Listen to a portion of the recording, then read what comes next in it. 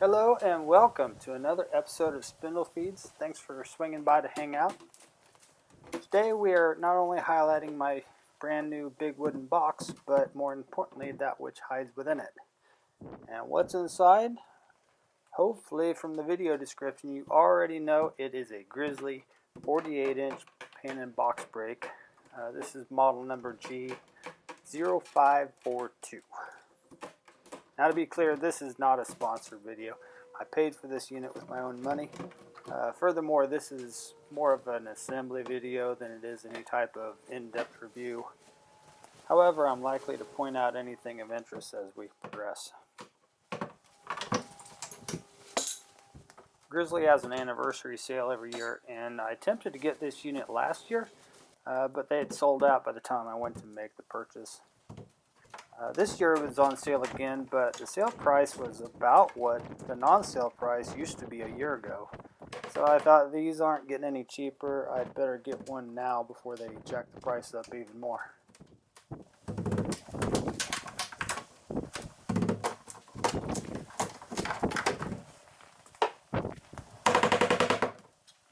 I'm happy they packaged the unit in a wood box, but perhaps they could make sure the base gets bolted down a little better. There's two of these bolts missing, and the other two bolts are not very tight. Another thing I noticed is that the legs are scratched up from rubbing against each other during transit. I suppose if you're going to charge several $1,000s for your product, maybe you ought to have the courtesy to throw in a little styrofoam, or a can of spray paint at least. Now we'll get this thing rigged up and pull the box out from underneath it.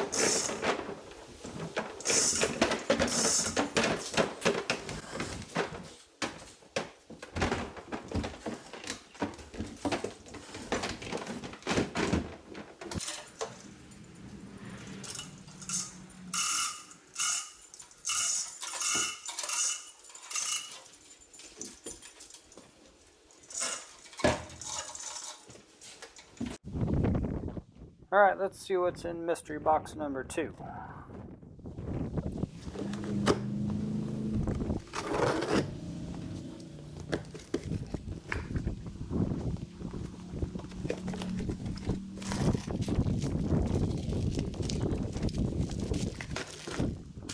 Alright, here we have the typical bag of hardware.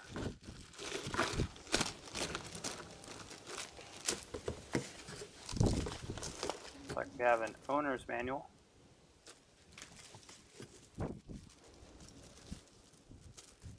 That's an angle stop rod. These are 2 operating handles. That's a handlebar and 2 counterweight assemblies. I'm going to peruse this manual and bring you back.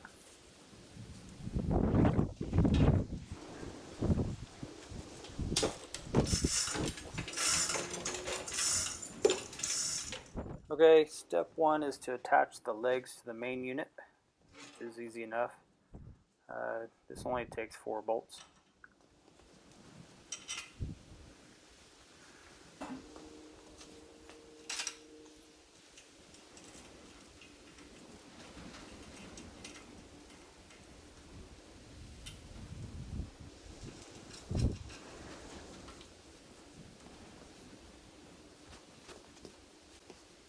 I gotta say, it's been so nice having a gantry crane in the shop.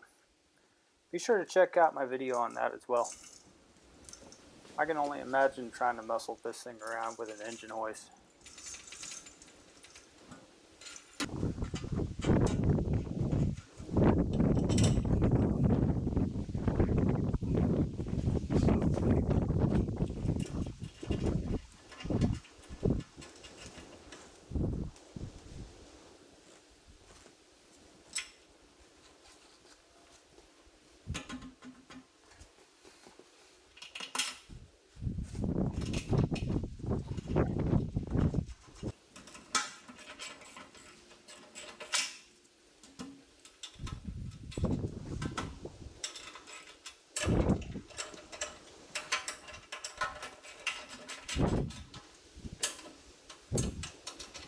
Alright, next we install the handlebar.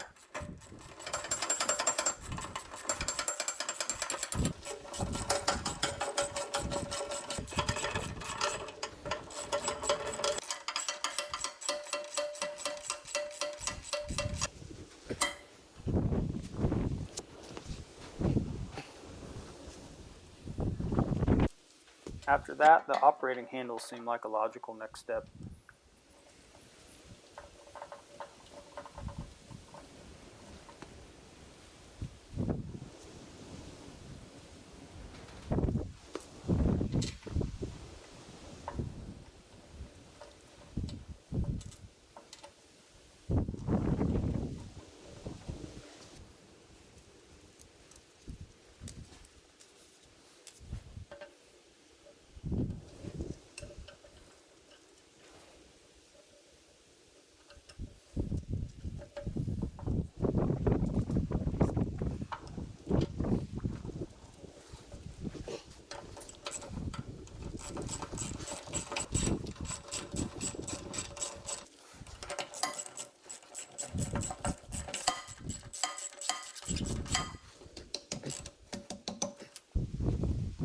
Now it's time to install the counterweights.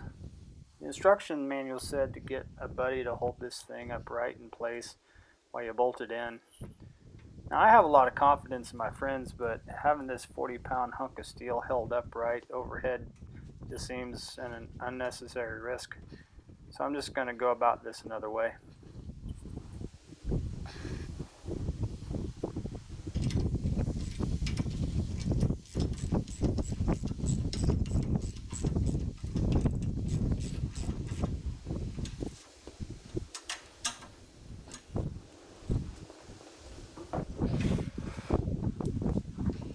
Repeat the same process on the opposite side.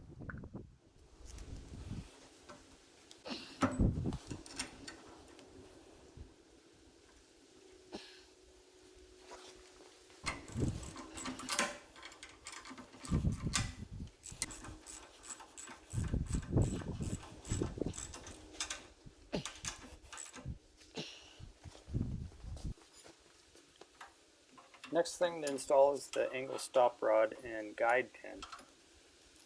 And one thing to note is that the retaining bolts on the guide pin need to stay fairly loose. Otherwise the bending leaf will not rotate properly. Now ask me how I know this. On the end of the stop rod, we slide on the stop collar and then retain it with a nut.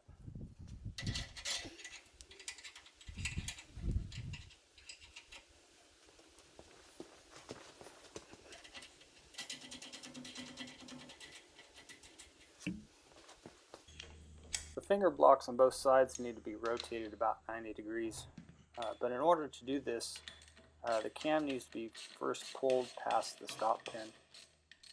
I'm certain they oriented these blocks this way for shipping purposes, but the manual mentions absolutely nothing about it.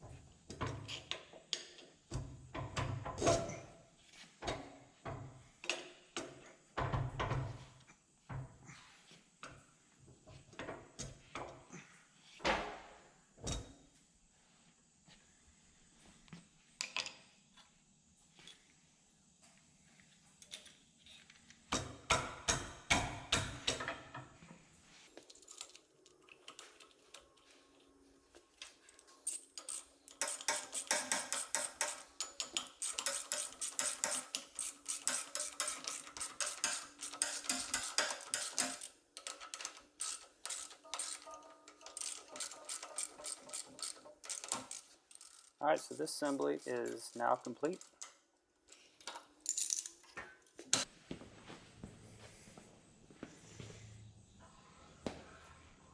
Seems pretty smooth.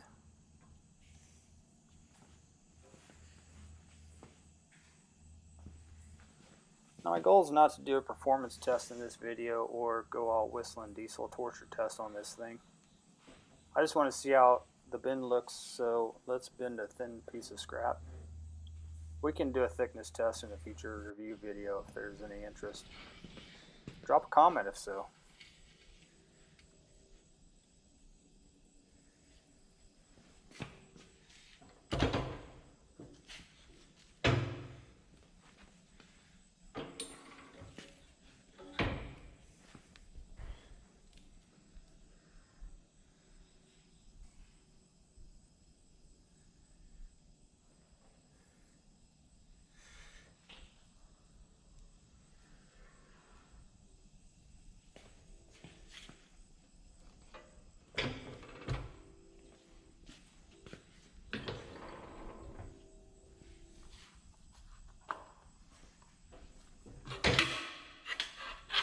Well, that looks like a decent and crisp bend line.